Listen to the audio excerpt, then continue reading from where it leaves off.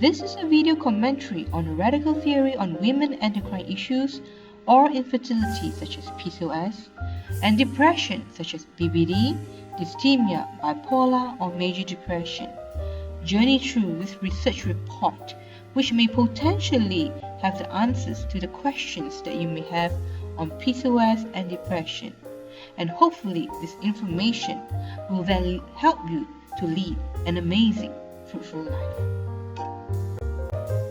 How may this report help you? Now do have a read on section A to E.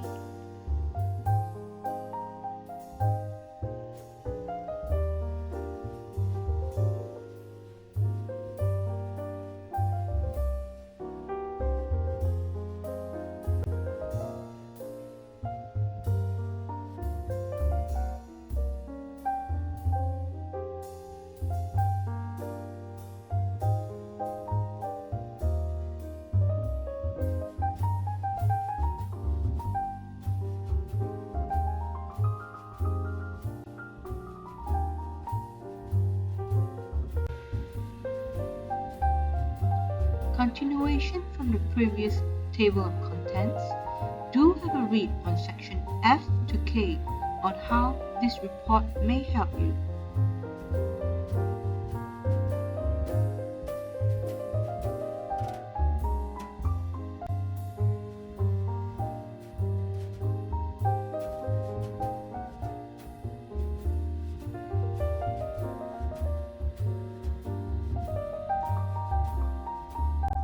Polycystic ovarian syndrome.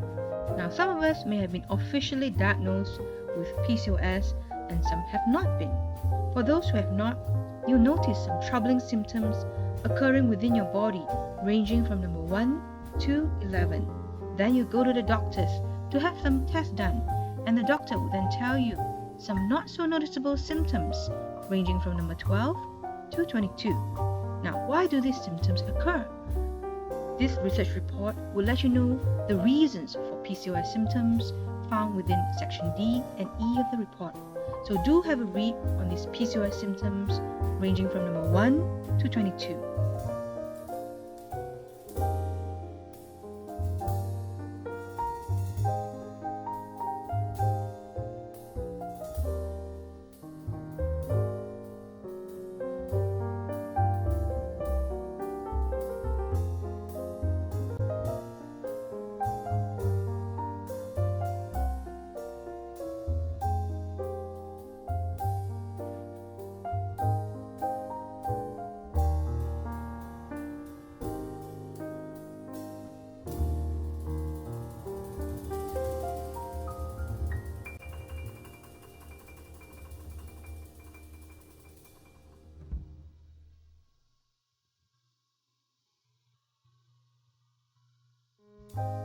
Now, these PCOS symptoms are wide-ranging, and you will notice that it is not just related to fertility.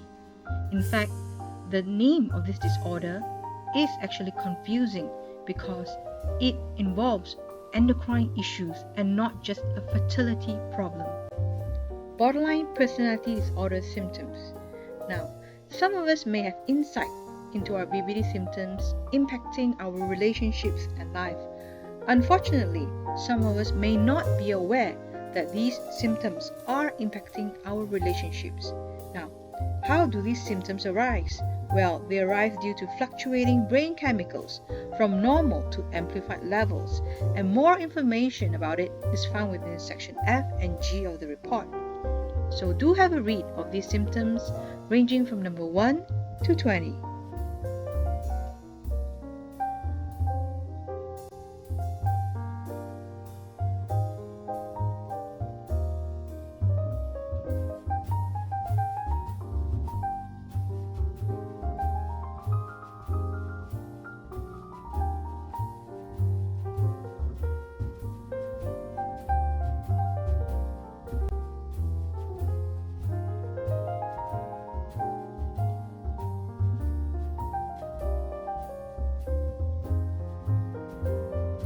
Now, if you notice, these symptoms are related to unregulated emotions. A defining criteria for VBD is splitting. What this means is that at times we view a person as very good, and at other times we view the same person as very bad. There's no middle ground.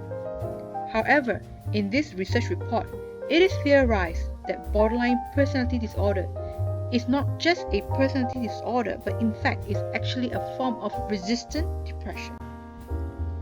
Dysthymia symptoms occur due to low levels of brain chemicals, and more information about it is found within section F and G of the report. Now do have a read on the symptoms ranging from number 1 to 7.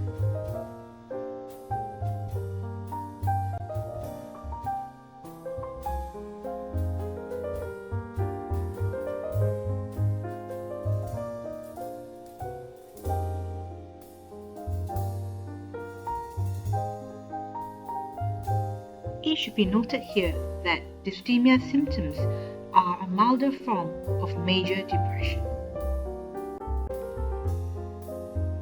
Bipolar symptoms arise due to fluctuating brain chemicals from mania or hypomania phase to major or moderate depression phase, and more information about it is found within section F and G of the report. Now, the major depression or moderate depression symptoms are found within the next page, while mania or hypomania symptoms are found here, stated as number 1 to 8. So do have a read on these mania or hypomania symptoms.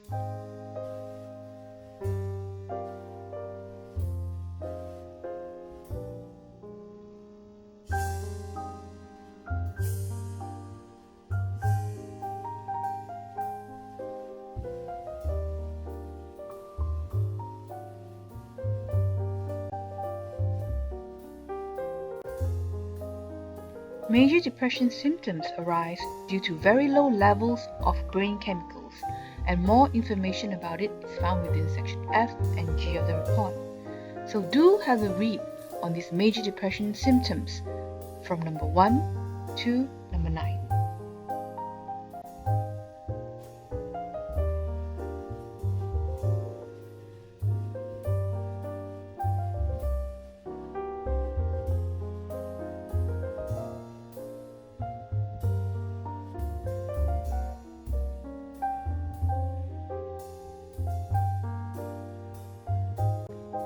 Section A of the research report explores how stress impacts our energy levels, contributing towards illnesses such as PCOS and VBD. Now let us start with a question. Who is best to withstand future stress? Is it Miss A, Miss C, or Miss B? Clearly, it is Miss B with her optimal nutrition.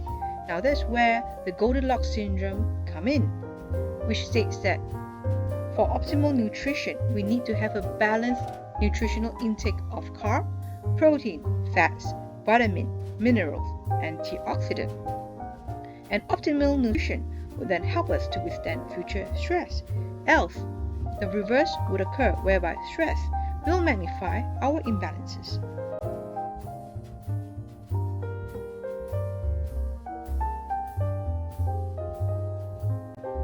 Let us explore about stress and its impact towards the body. Now, our body has been adapted for survival from our ancestors. For example, Eve, our cave girl, versus Eva, our modern girl. Now, how is Eve's environment like?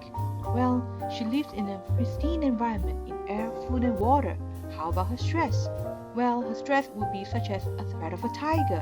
How about Eva's environment? Well, she lives in a polluted environment in air, food, and water. How about her stress? Well, Eva faces many stress, such as job deadlines, car breakdowns, and financial worries. Clearly, in our modern times, there are more stress and more free radicals, and due to these factors, there are more illnesses impacting the mind, fertility, digestion, healing, etc. Now, what are free radicals and how are they formed?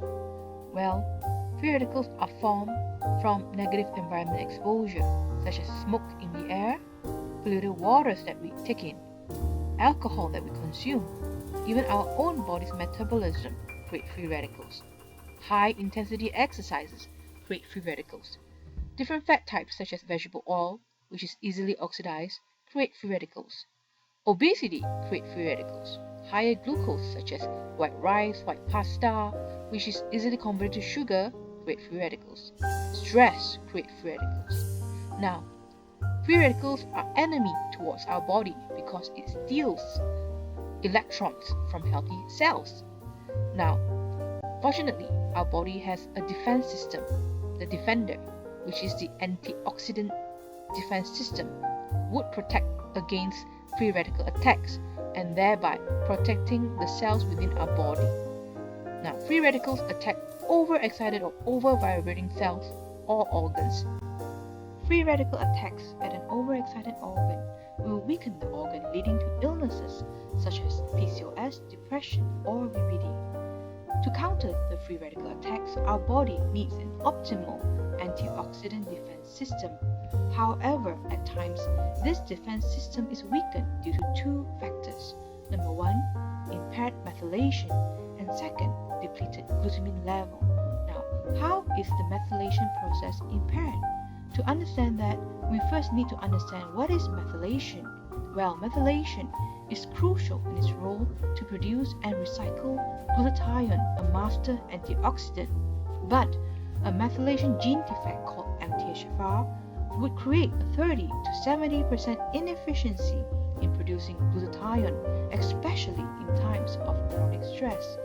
The second item, depleted glutamine level.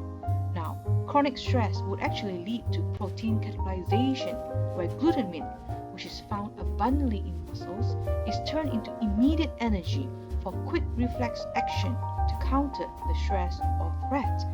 So, with a lowering of the glutamine level, the impacts are, number one, impaired defense against free radical damages due to depletion of antioxidant status because glutamine is a precursor to glutathione, a master antioxidant. Next, impaired immunity because glutamine is a major fuel for immune cells in the gut. Lastly, autoimmunity issues and nutrient malabsorption because glutamine prevents leaky gut. So, the summary impact of a depleted glutamine level is the lowering of the antioxidant defense system and also impaired immunity within the body. What happens when we face a stress? Now, not all forms of stress is the same. For instance, feeling sadness over an incident will create an emotional stress within us. However, facing a job deadline will create an anxious type of stress within us. Now, because our body has been adapted from our ancestors for survival, only anxious type of stress, which equates to threat, will trigger our body's adaptation for survival. Our body's adaptation for survival would prioritize survival over fertility, digestion, growth, healing, immunity, circulatory, and metabolism. We'll go into more details on what this statement means. Now, when we face an anxious type of stress, our body adaptation would cause GABA, a brain chemical, which is associated with fear, anxiety, or worry, to be amplified to lower levels. When we face an anxious type of stress, we will also feel great discomfort, and therefore our serotonin, which relates to a degree of well-being, will be amplified to lower levels. Now, when our body is adapted for survival mode, energy within our body would be redirected towards a cortisol response by the adrenal gland to fight or flee from the stress.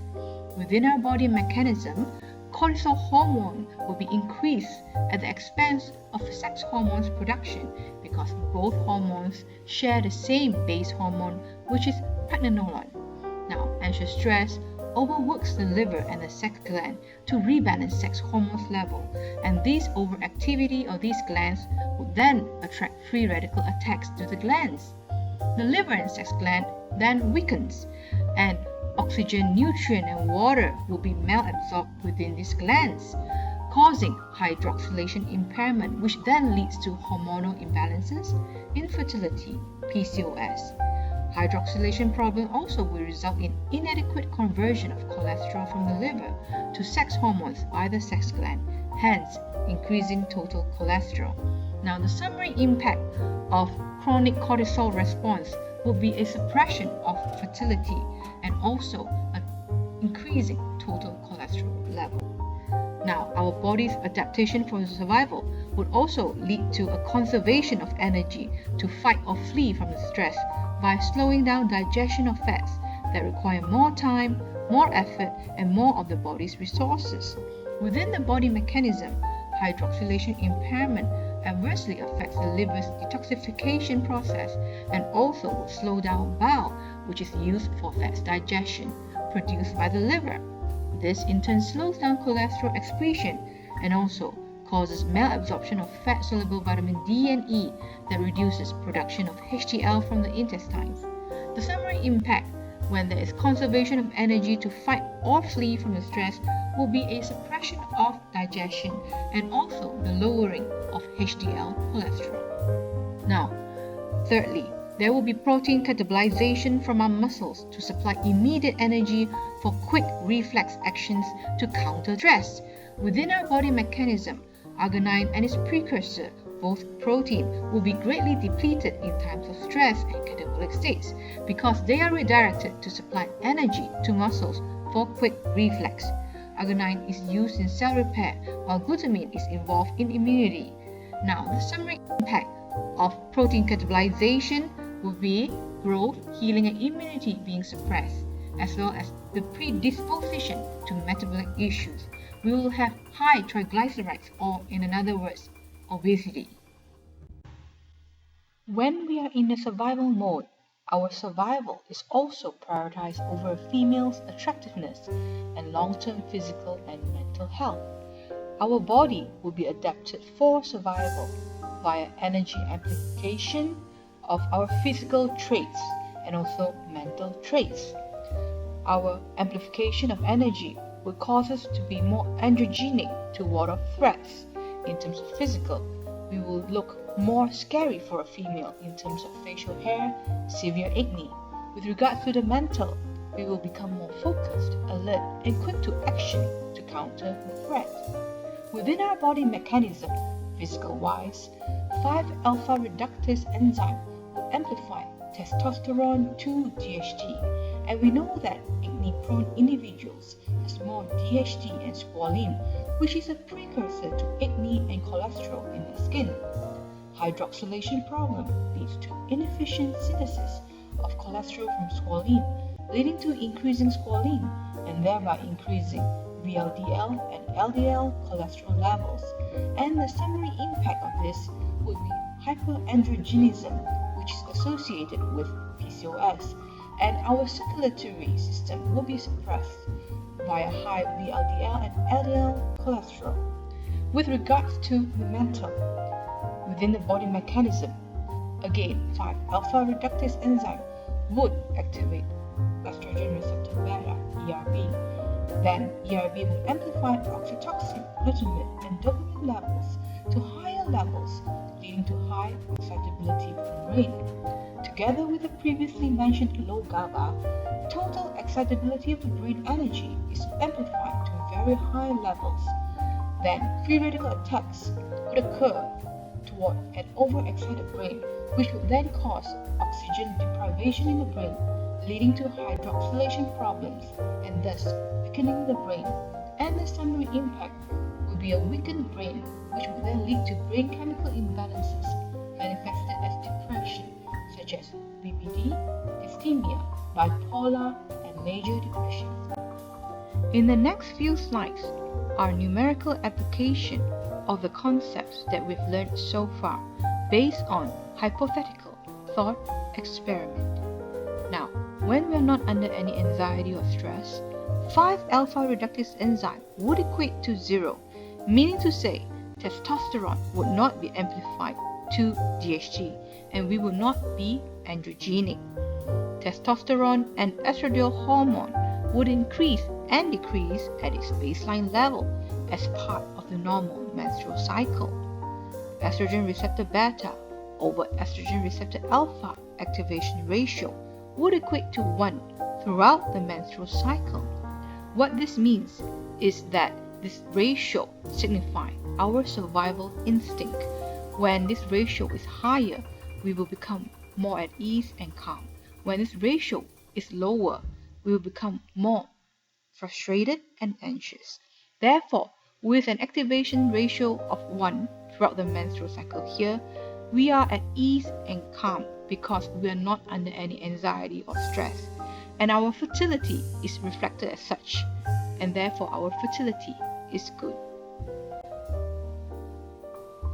When we face any type of anxious stress, our 5-alpha reductase enzyme will be more than 0, meaning to say our testosterone will be amplified to DHT and will become more androgenic. Meanwhile, the aromatization rate will decrease, for instance, from previously of 0.9 to now of 0.8 due to anxiety. Now, do refer to the blue table at the right-hand corner. We can see that previously, the testosterone level at aromatization rate of 0.9 is at 100. Now, due to cortisol steal, it has now reduced from 100 to 80 at aromatization rate of 0.8. Now, when we multiply the testosterone level to its respective aromatization rate, we will get estrogen level of 90 and 64 respectively, and the net testosterone level will now be 10 and 16 respectively. Now, at the lower blue table, meanwhile, we can see that we have factored in the increase of menstrual cycle. Therefore, testosterone level now increased from 100 to 120 previously at aromatization rate of 0.9. Meanwhile, at aromatization of 0.8, the menstrual cycle factor causes the testosterone level now to be at 100. Now, if we multiply these two testosterone numbers with its respective aromatization rate, we will get the estrogen level of 108 and 80 respectively, and the net testosterone level now will be 12 and 20 respectively. Now, with these two tables, we can see that with a decrease of aromatization rate, the estrogen level will decrease while the testosterone level will increase. So therefore, the net summary is that testosterone and estrogen will, due to decrease of aromatization rate, will increase and decrease respectively, and both of these hormones would also be reduced due to cortisol steal, whereby these sex hormones are suppressed in favor of cortisol hormone production during the beginning of the menstrual cycle, where there are no estrogen increases. Meanwhile, when there is estrogen increases as part of menstrual cycle, especially during the ovulation and premenstrual stage, both testosterone and estrogen will increase and decrease as per normal. Now, with regards to the estrogen receptor beta over estrogen receptor alpha activation ratio, we can see that both these phases, it is more than 1, which means that our body is highly at ease and highly calm to face the anxious stress. Now, although we are highly at ease and highly calm to face the anxious stress, our body knows that we are under stress. So therefore, there will be a reduction in fertility. When we face an extreme type of anxious stress, meanwhile, our 5-alpha reductase enzyme would be more than 0 and will become more androgenic. Similarly, our aromatization rate will reduce even further from previously of 0.8 to now 0.7. Do refer to the two blue tables at the right hand corner. Similarly as before, testosterone level will increase while estrogen level will decrease. Having said that, as part of normal menstrual cycle, both these hormones will still increase and decrease as part of the menstrual cycle. Now, with regards to ERB over ER alpha activation ratio, meanwhile, we can see that when there's no estrogen increase, the ERB over ER alpha activation ratio is extremely high, while during the increasing estrogen stage of the menstrual cycle, especially during ovulation and premenstrual phase, the ERB over ER alpha activation ratio is even greater.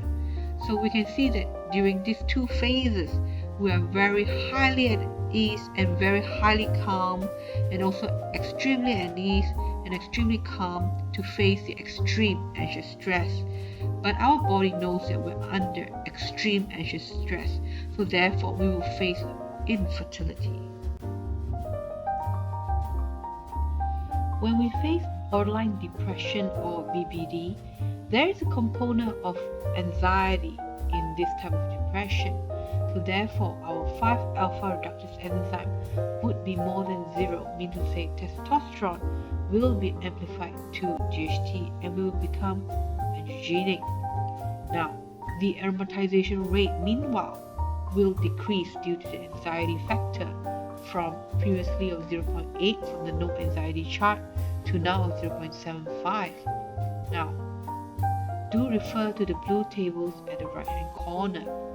Now, previously at aromatization rate of 0.8, the testosterone level is at 100, and now due to the cortisol field factor is now at 80 at aromatization rate of 0.75. When we multiply this testosterone level to its respective aromatization rate level, we will have an estrogen level of 90 and 60 respectively, while the net testosterone level now will be 10 and 20 respectively.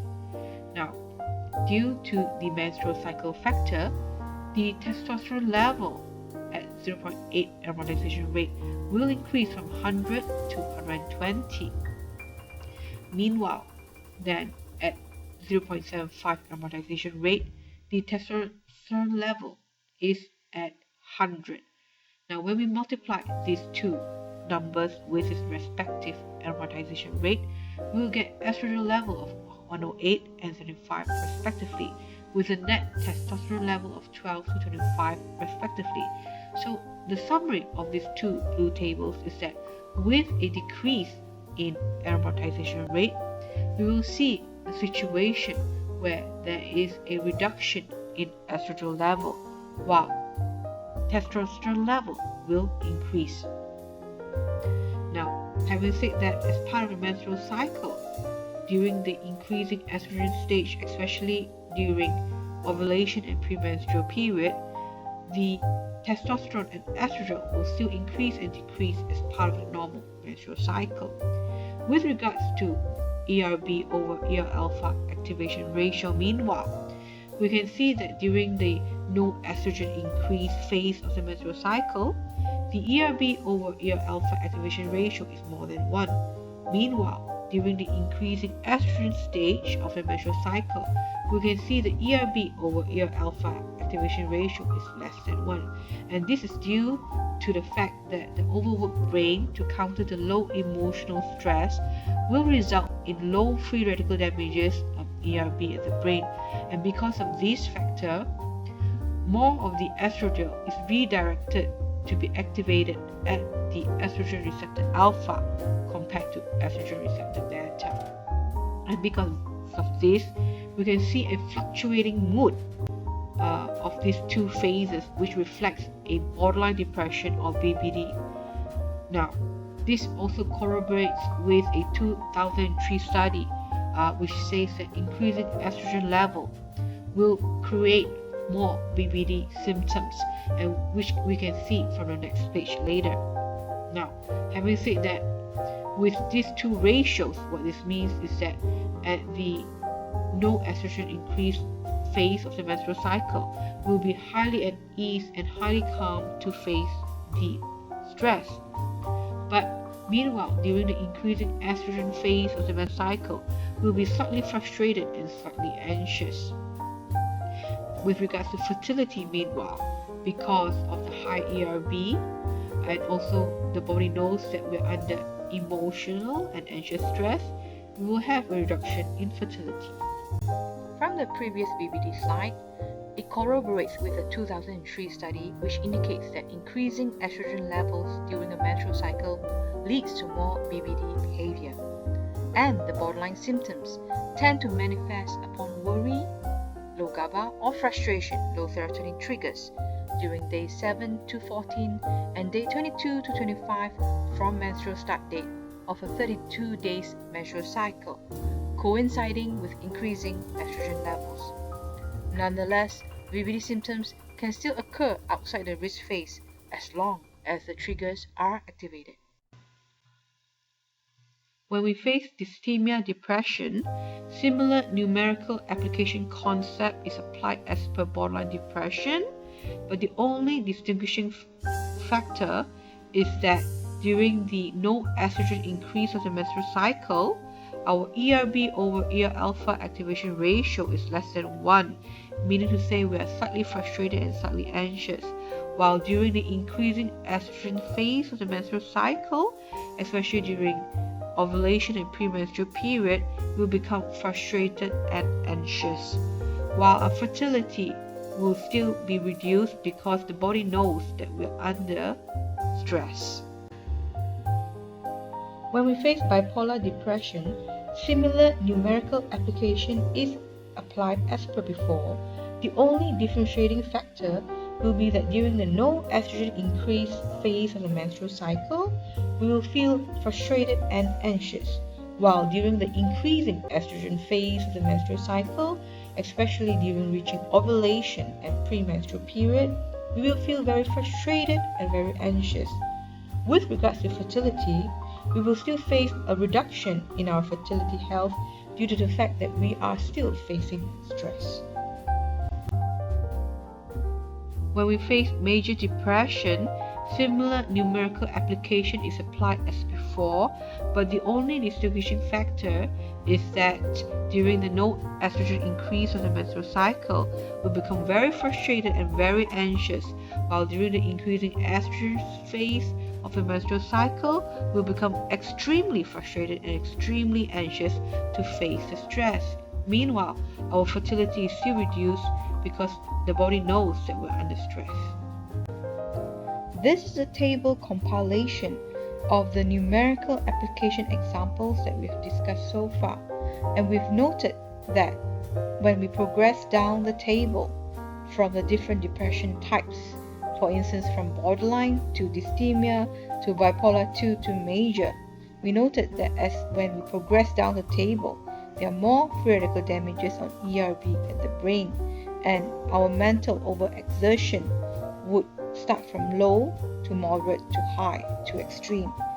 This means that as there are more free radical damages on ERB at the brain, our stress coping level would deteriorate. Now, with regards to the mood within a menstrual cycle, generally it worsens during the premenstrual phase and the period reaching ovulation due to estrogen increase fluctuations which impact the ERB over ER alpha ratio. Essentially, depression or mania happens because we cannot cope well with the emotional stress that we face in our lives. For instance, if we have low emotional stress and we can't cope well mentally by having a low level of wrong mental coping, such as rumination, we will then have a mood disorder called borderline depression, where it fluctuates between normalcy or baseline to a low level of depression. Now, if we face a moderate emotional stress, meanwhile, coupled with a moderate level of wrong mental coping, we would then have dysthymia, which is a moderate level of depression. Now, if we have a moderate level of emotional stress coupled with a moderate level of wrong mental coping, and in addition a moderate level of wrong nutrient coping, we will then have bipolar 2, which can fluctuate between the mania spectrum and depression spectrum at a high mental overexertion level. Now, if we have an extreme emotional stress and also an extreme wrong mental coping and an extreme wrong nutrient coping, we would then have bipolar 1, which fluctuates between an extreme level of mania and also high to extreme level of depression. Now, if we have an extreme emotional stress and we can't cope well by having an extreme wrong mental coping, we would then have major depression. So, borderline, dysthymia, bipolar, major depression can be quantified along the mania depression spectrum, and more often than not, these diagnoses can interchange along this spectrum, and therefore this means there are many misdiagnoses due to the interchangeability of these mood disorders.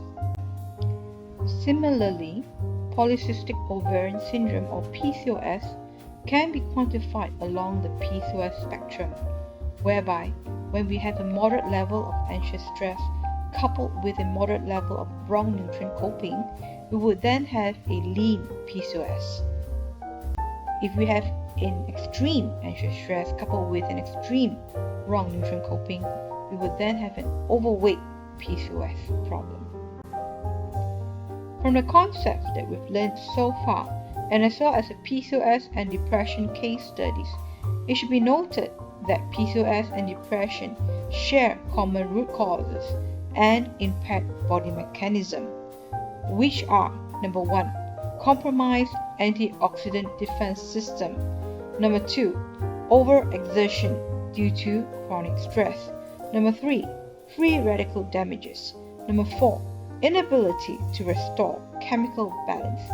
Do have a read on the explanation for these 4 factors here to further understand how PCOS and depression share commonalities among these 2 disparate but interrelated disorders.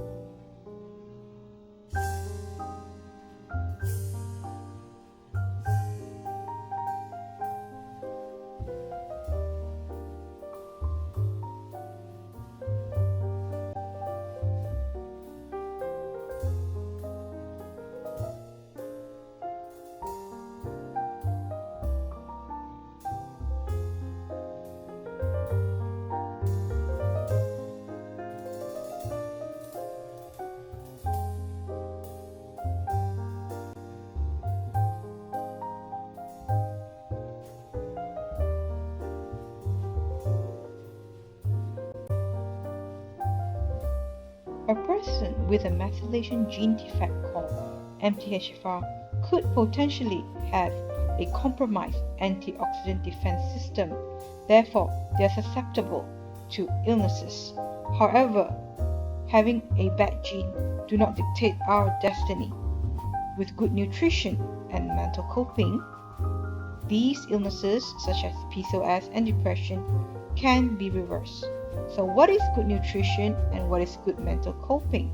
Now, good nutrition means a reduction in the predisposition to metabolic issues via a balanced food intake such as adequate carbohydrate, protein and fats. Good nutrition also means to ensure effective methylation via adequate vegetable and fruits intake such as vitamins and minerals within the vegetables and fruits, crucial for the methylation process. Good nutrition also means to prevent oxidative stress via an adequate antioxidant food intake such as green tea, blueberries, turmeric, fish oil. Meanwhile, good mental coping with regards to PCOS means to reduce or manage anxious type of stress that overexerts the endocrine organs such as liver or sex gland, which leads to PCOS through actions such as meditation.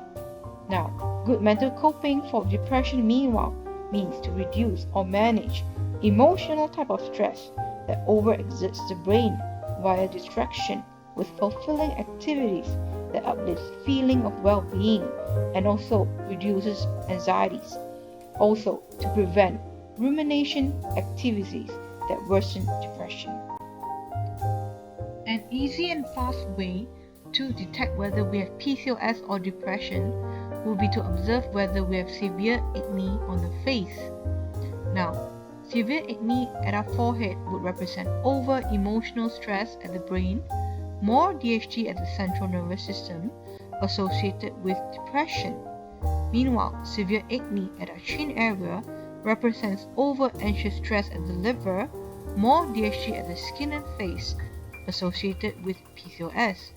And the reasons for severe acne are: number 1, increasing lipids; number 2, low immunity to combat acne bacteria; thirdly, an androgenic body; and lastly, a decreasing antioxidant level.